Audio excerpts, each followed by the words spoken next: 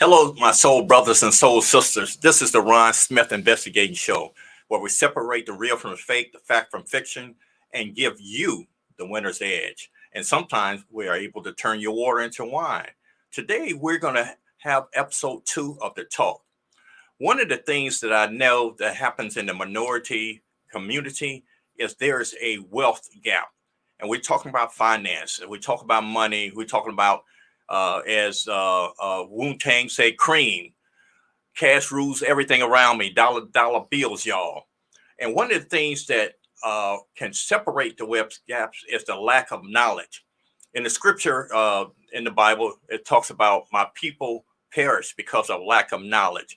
And I know for sure that lack of knowledge is the reason why I had to go into my studies. And I'm just not talking about off the top of my head. I actually went and studied the masters of the financial game. And the book that I'm holding up is called the Prosperity Bible, the greatest writings of all times of the secrets to wealth and prosperity. I just want to read some of the books that's in this Prosperity Bible.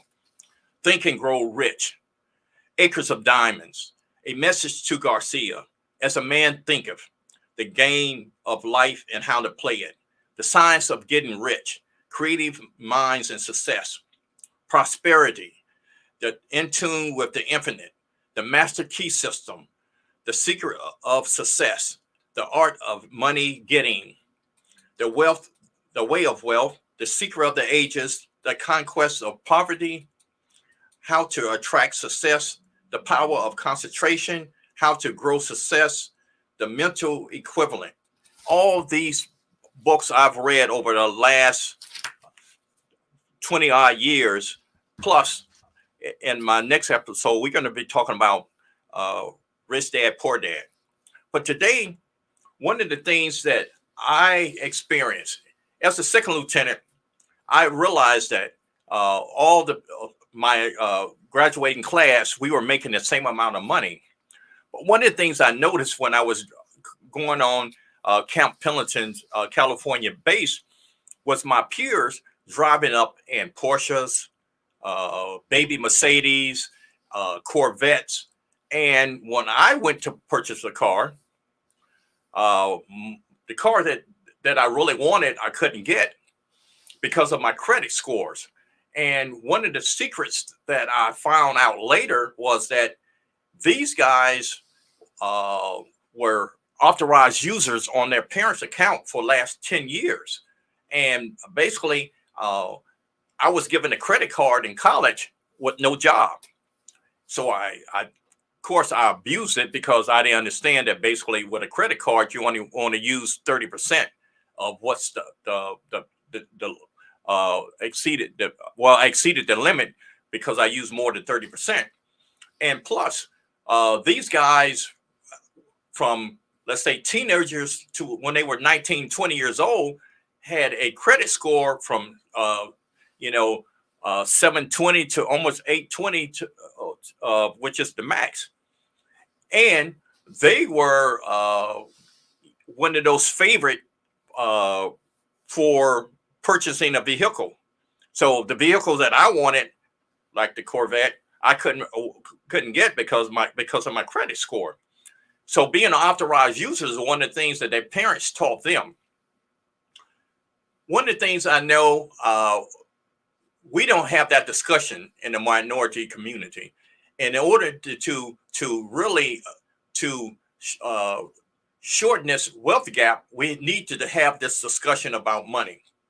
And so I will be doing a series on, money, what it is, how to use it, and also setting up a legacy plan and how you be able to do that. One of the things I'm going to talk about today is more of the material use of money. But one of the things that we're going to discuss in detail is that money is actually a spiritual thing. And you probably say, why would I say that money is a spiritual thing? Money is a spiritual thing is that, think about it. When you have money, you feel better about yourself and your situation. When you don't have money, you feel, you get in your feeling, you feel some kind of way that you wouldn't feel as confident in yourself.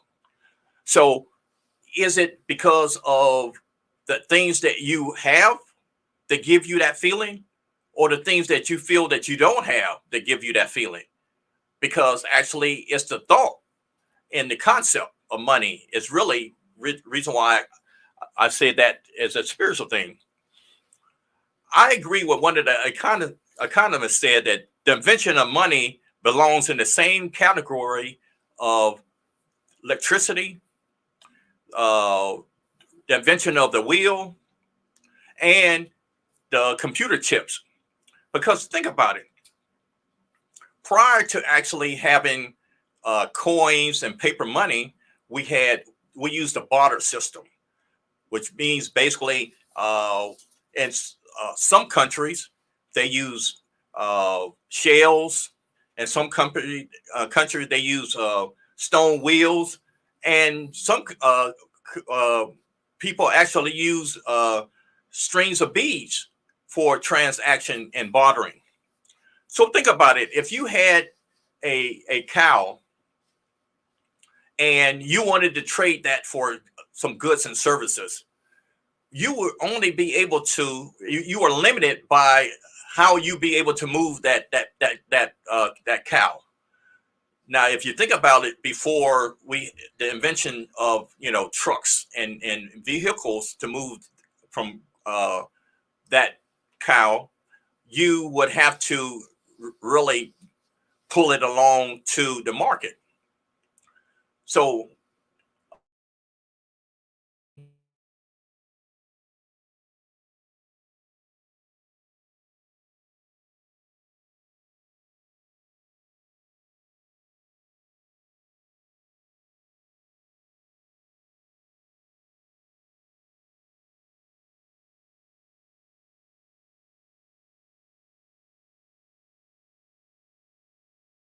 purchase your grain, your dairy products, your meat, etc., etc. So the invention of money actually made it a couple of things. It made it more durable, more portable, more uh, divisible, uniformity, and it actually, with the Federal Reserve as we have it now, is regulated and is more accepted. So basically, think about it.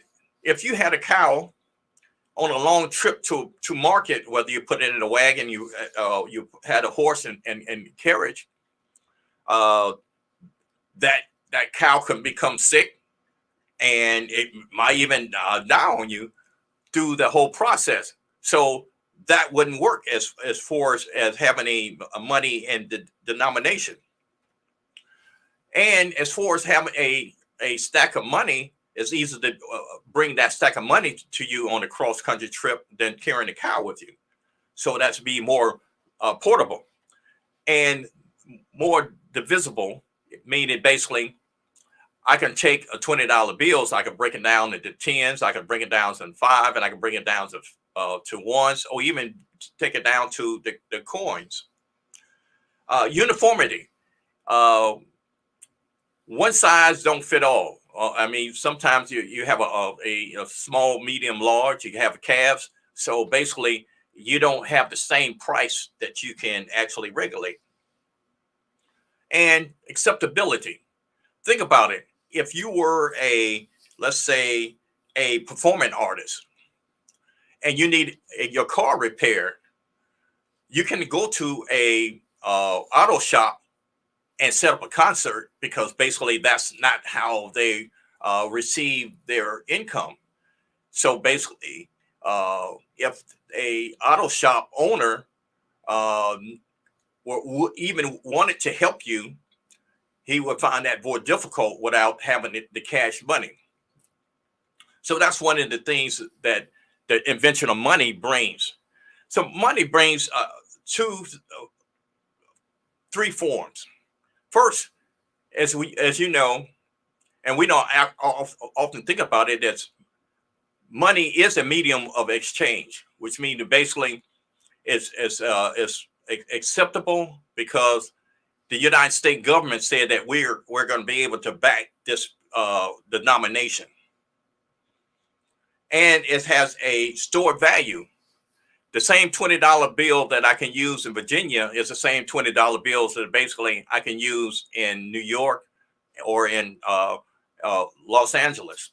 So it has the same stored value, and it has the same unit of counting, which means that basically I can ask for change for 20 in New York and LA, and I get the same amount.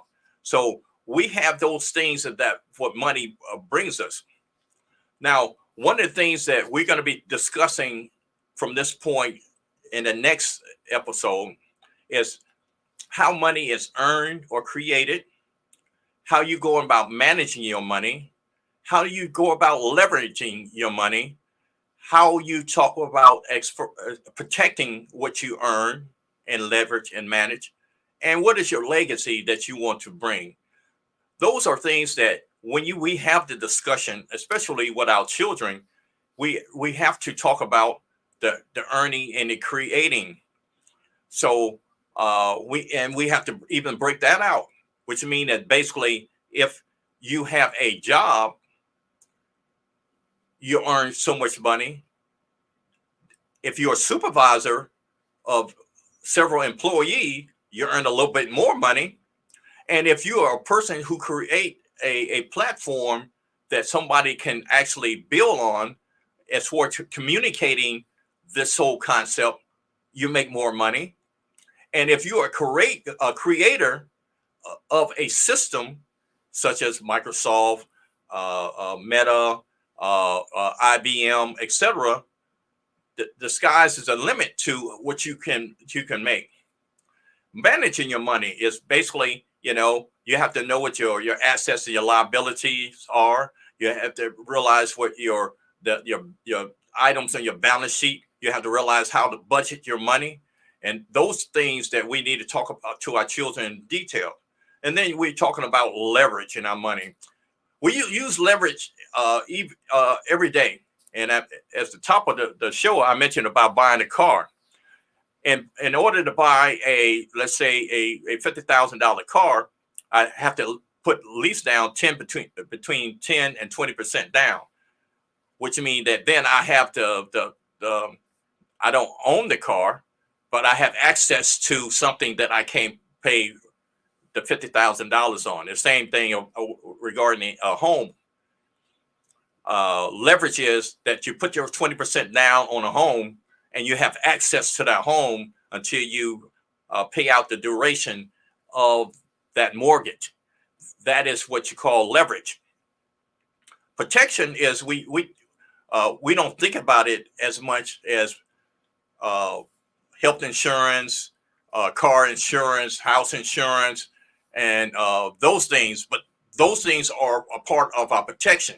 And also, and we're going to talk about in details in the future episodes, is insurance, life insurance. Of course, I recommend whole life insurance, even though that's more expensive. And I'm going to get in more in details in future episodes why that is more important than just getting term life. And then we need to talk about building a legacy. And part of your legacy is easier than what you think is, and I will share some tools on how you be able to overcome some things that you didn't think about, or things that we know that are very important, and how generational wealth is established. So basically, that is our show for tonight. I really thank you for your time and listening. But this is a subject that is really near and dear to me, and we're going to get more into it. And all my concepts that I'm going to talk about come from people who have done it the best in the past. And like I said before, Rich Dad, Poor Dad is one of the tools that I will be talking about more in the next episode. So thank you for your time. Make sure you get some self-care in. Until next time, much love to you.